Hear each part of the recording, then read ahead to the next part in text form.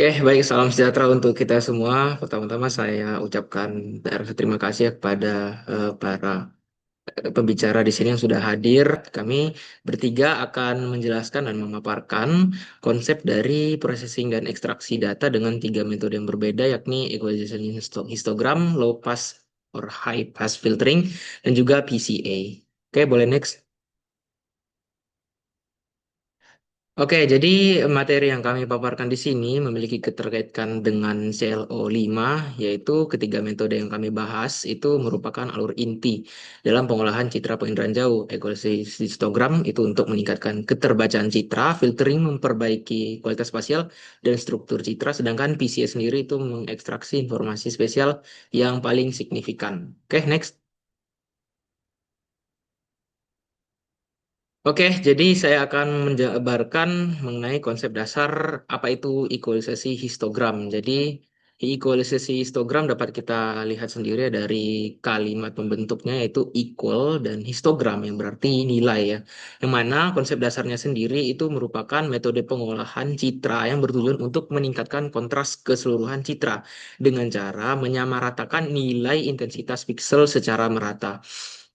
Oleh sebab itu namanya adalah equal histogram. Nah, bagaimana cara kerjanya? Secara sederhana, proses equalisasi histogram itu dimulai dengan menghitung sebaran nilai intensitas dari sebuah citra. Selanjutnya, histogram tersebut diubah menjadi fungsi distribusi kumulatif.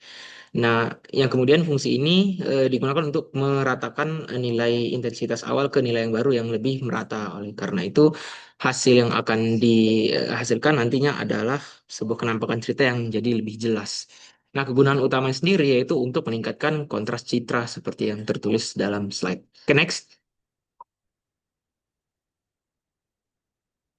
Baik, jadi di sini saya angkat sebuah studi kasus untuk memvisualisasikan hasil penerapan equalisasi histogram dalam tata ruang kota. Bisa kita lihat di sini ada dua gambar ya. Sebelum equalisasi nampak bahwasanya nilai histogram dari setiap pixel yang ada itu tersebar secara tidak merata. Nah, dan sesudah equalisasi gambarnya yang dihasilkan itu semakin jelas ya di sini dan nilai histogramnya itu tersebar merata ya. Dapat kita lihat bahwasanya hasil ekualisasi ini itu berhasil dilakukan dan dalam penerapannya itu dilakukan setelah dihasilkan sebuah kenampakan citra tata ruang kota ini berguna untuk mengidentifikasi dan memetakan penggunaan lahan perkotaan seperti kita lihat di sini setelah ekualisasi gambar jalan dan juga tata ruang kota menjadi sangat jelas. Oke, next.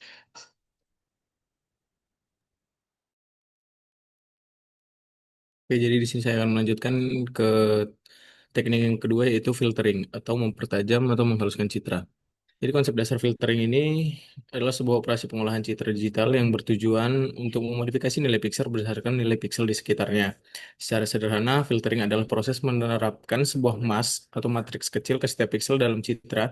Proses ini dapat digunakan untuk menekankan, memperjelas, atau menekankan atau menghilangkan frekuensi spasial tertentu dalam citra. Nah, cara kerja dari filtering ini yaitu dengan memodifikasi nilai pixel berdasarkan nilai pixel di sekitarnya menggunakan satu kernel atau matriks filter.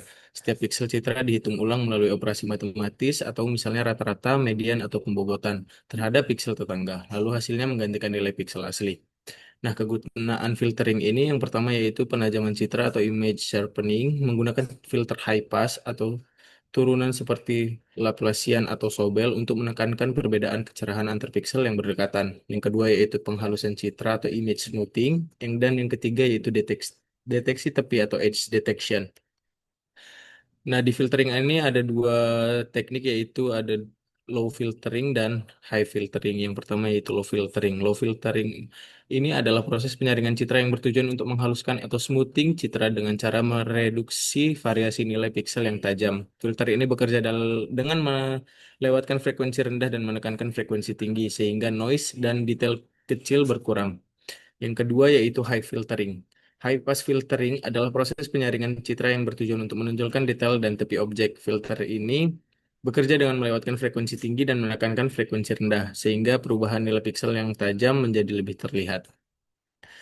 Nah, di sini ada contoh studi kasus, yaitu deteksi bangunan untuk perencanaan tata ruang kota. Nah, di sebelah kiri citra sebelum filtering Itu tampaknya citra kabur dan penuh noise, menyebabkan definisi batas objek rendah, seperti bangunan, jalan, area, dan area hijau. Citra ini sulit diinterpretasikan dan tidak efisien untuk analisis otomatis karena tinggi potensi kesalahan. Dan yang sebelah kanan adalah hasil citra yang sudah difiltering. Citra menjadi sangat tajam dengan peningkatan kontras yang signifikan. Melalui kombinasi filter penghalusan dan penajaman tepi, batas-batas bangunan menjadi sangat jelas dan terdefinisi. Next akan dijelaskan oleh Jovan. Selanjutnya ada Principal Component Analysis atau PCA atau bisa disebut juga dengan reduksi dimensi. Konsep dasarnya ialah PCA adalah teknik statistik multivariat yang mengubah set variabel atau band spektral yang mungkin berkorelasi menjadi set variabel baru yang tidak berkorelasi, disebut komponen utama. Cara kerjanya dengan merangkum variasi terbesar data ke dalam beberapa komponen utama yang saling tidak berkorelasi, sehingga informasi penting tetap terjaga meskipun jumlah band yang berkurang. Fungsinya adalah mengurangi redundansi data dalam citra multiband, menonjolkan fitur-fitur penting yang tidak terlihat pada band tunggal, dan mempersiapkan data untuk klasifikasi yang lebih efisien. Next. Di sini adalah studi kasus PCA dalam mitigasi bencana yang mungkin saya ambil di sini contohnya bencana banjir. Gambar ini merupakan contoh perbandingan citra sebelum dan sesudah penerapan PCA dalam konteks pemetaan banjir menggunakan citra satelit multitemporal. Gambar A atau yang di samping kiri menunjukkan gambar satelit sebelum transformasi PCA dan di mana area banjir tersebut belum terlihat jelas akibat variasi spektral air. Setelah penerapan PCA pada gambar B atau pada gambar bagian sebelah kanan, area genangan banjir tampak lebih kontras dan terdefinisi dengan baik sehingga memudahkan proses pemetaan banjir. Next, saya kembalikan kepada moderator. Oke, baik. Mungkin sekian pemaparan yang dapat kami lakukan. Salah atau lebih kurang kata mohon dimaafkan jika ada terdapat kesalahan teknis dalam penjabaran yang kami lakukan. Mohon untuk sekiranya dikoreksi agar dapat bermanfaat untuk kita semua. Kami ucapkan terima kasih.